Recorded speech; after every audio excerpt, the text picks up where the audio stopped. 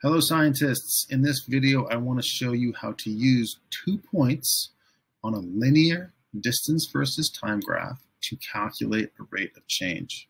Now we have learned that the rate of change from a linear or proportional distance versus time graph is the speed of the object that produced the distance time data used to make the graph. So by doing this, we're using our graph to find the speed, or for paying attention to direction, the velocity of the object. So there's 3 steps. Step 1, from the line, pick 2 points. Any 2 points on the line will work. Step 2, identify the value of x and y for each point. And step 3, plug the values into the rate of change formula and do the math. So this graph already shows 2 points and gives the values for those points. So we're going to use those 2 points, 10, 120, and 30, 360. Now, when you see a point on a graph written in this form, 2 numbers in parentheses, the first number is the x, and the second number is the y. So that tells us that this number 10 is going to be our x1 value. It's the x value because it's the first number, and it's x1 because it's from the first point on the line. That makes this y1. And then that makes 30 x2 and 360 y2.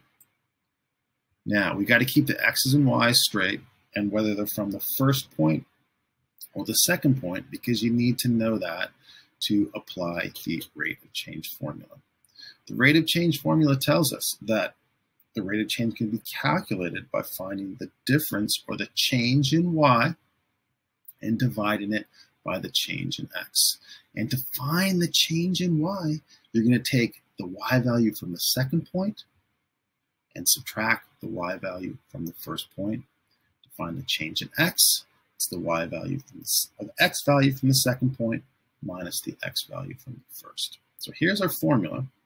And we're going to replace these letters with the numbers shown here in the graph. So our y2 value is 360, and our y1 value is 120. And since these are y values and y is distance, we're going to use the unit for distance in our calculation as well. That's meters. Draw a line to show division. And then our x2 value is going to be 30 minus our x1 value, which is 10. And we're going to continue to use the unit here. Okay? So that's the change in y divided by the change in x. Next step, do some math. 360 minus 120 is 240. I'm going to keep the meters with my number. And 30 minus 10 is 20. Keep the seconds. Okay? So you've got now 240 meters divided by 20 seconds. The next step is to do division. 240 divided by 20 is 12. And then the unit for distance divided by the unit for time gives us our unit for speed or velocity, 12 meters per second. So the object that produced the data that made this graph was traveling at a rate of 12 meters per second. That was its speed. Every second, its position changed by 12 meters. Okay, that's how you use 2 points on a line to calculate the rate of change and find the speed of the object. Hope this helps.